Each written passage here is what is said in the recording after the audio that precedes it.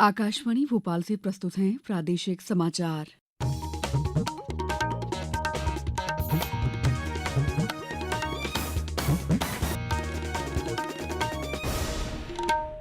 नमस्कार, समाचारों के साथ मैं दीपा सिंह। सबसे पहले मुख्य समाचार। केंद्र सरकार ने जाति गणना को दी मंजूरी, आगामी जनगणना के साथ होगी जातियों की भी गणना। पहला विश्व श्रव्य दृश्य मनोरंजन शिखर सम्मेलन वेव्स आज से मुंबई में होगा शुरू। भारत ने पाकिस्तानी विमान कंपनियों के लिए अपना वायु क्षेत्र किया प्रतिबंधित। और आईपीएल में आज राजस्थान रॉयल्स का सामना मुंबई इंडियंस से होगा। अब समाचार विस्तार से। केंद्र सरकार ने आगामी जनगणना में जाति गणना को शामिल करने का निर्णय लिया है। प्रधानमंत्री नरेंद्र मोदी की अध्यक्षता में मंत्रिमंडल की राजनैतिक कार्य समिति ने ये कल फैसला किया। नई दिल्ली में सूचना और प्रसारण मंत्री अश्विनी वैष्णव ने कहा है कि जनगणना केंद्र का विषय है। कांग्रेस और इंडी गठबंधन के दलों ने जाति जनगणना के विषय को केवल अपने राजनीतिक लाभ के लिए उपयोग किया। जहां कुछ राज्यों ने यह काम सुचारू रूप से संपन्न किया है, वहीं कुछ अन्य राज्यों ने राजनीतिक दृष्टि से और गैर पारदर्शी ढंग से सर्वे किया है। इन सभी स्थितियों को ध्यान में रखते हुए कि हमारा सामाजिक ताना बाना राजनीति के दबाव में न आए, जातियों की गणना एक सर्वे के स्थान पर मूल जनगणना में ही सम्मिलित होनी चाहिए। मंत्रिमंडल ने चीनी मौसम 2025-26 के लिए 355 रुपए प्रति क्विंटल के हिसाब से गन्ने का उचित और लाभकारी मूल्य तय करने को भी स्वीकृति दी।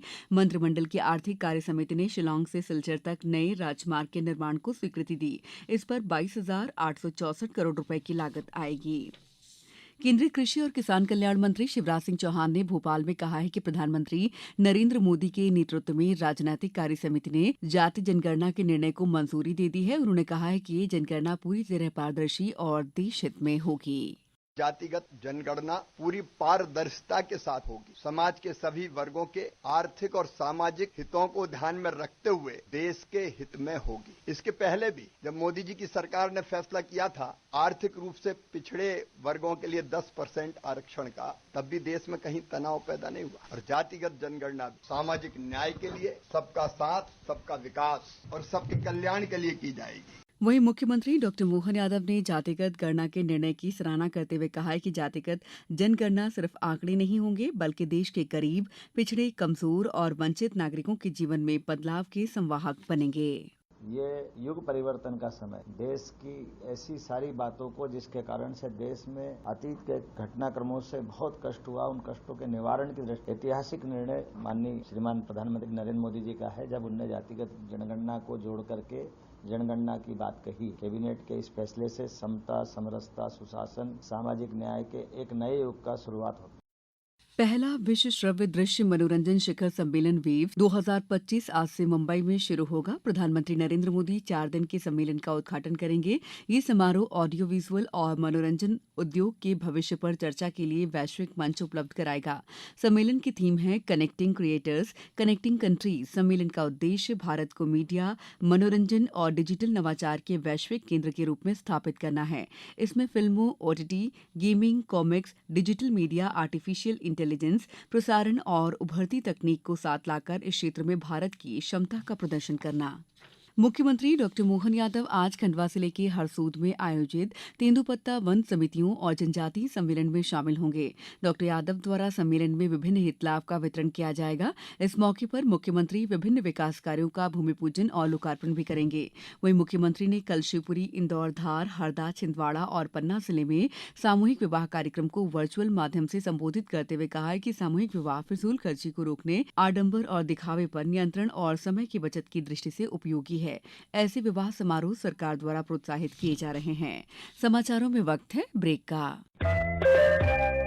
ये समाचार आप आकाशवाणी मध्य प्रदेश से सुन रहे हैं। ये समाचार बुलेटिन YouTube पर Madhya Pradesh news All India Radio channel पर और Facebook, साथ ही X प्लेटफॉर्म पर AIR न्यूज भोपाल पेज पर सुने जा सकते हैं। इसके अलावा आप हमारी वेबसाइट newsonair.gov.in पर अथवा न्यूज ऑन AIR ऐप पर भी समाचार सुन सकते हैं। ब्रेक के बाद समाचारों में आपका एक बार फिर स्वागत है।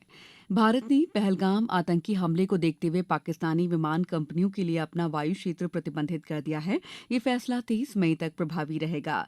नागरिक उड्डयन मंत्रालय ने बताया कि सैन्य विमान सहित पाकिस्तान में पंजीकृत, वहां से संचालित या लीज पर परिचालित विमानों के लिए भारतीय हवाई क्षेत्र उपलब्ध नहीं होगा। इस बारे में नोटिस जारी कर दिया गया है।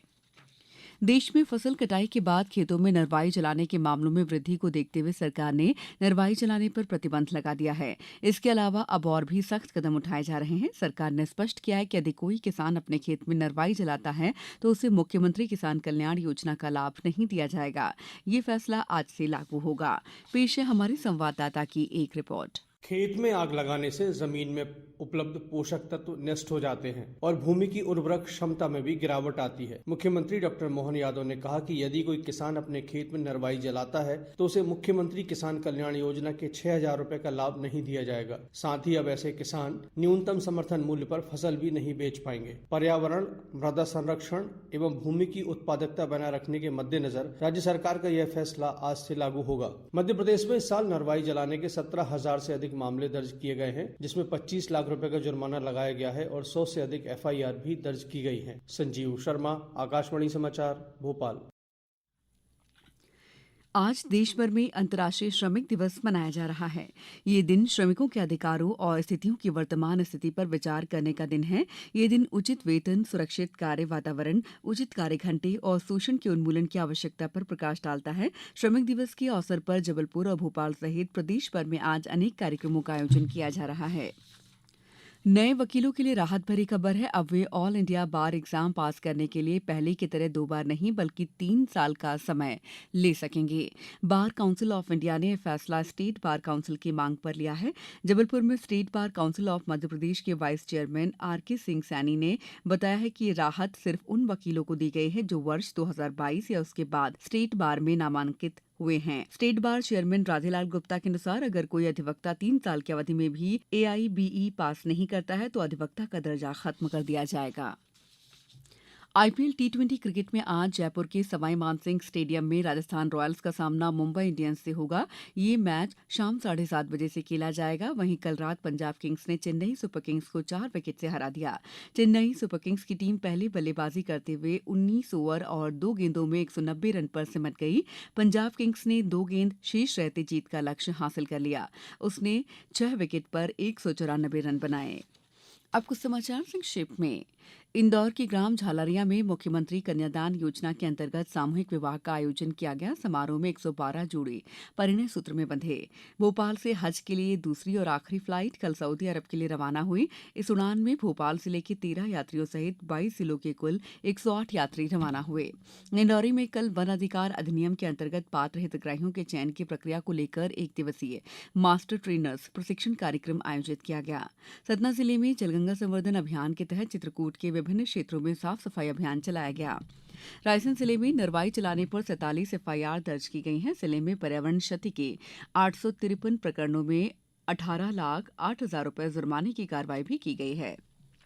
नर्मदापुरम जिले की पिपरिया में कल रात 3 अलग अलग सड़क दुर्घटनाओं में 10 लोग घायल हो गए।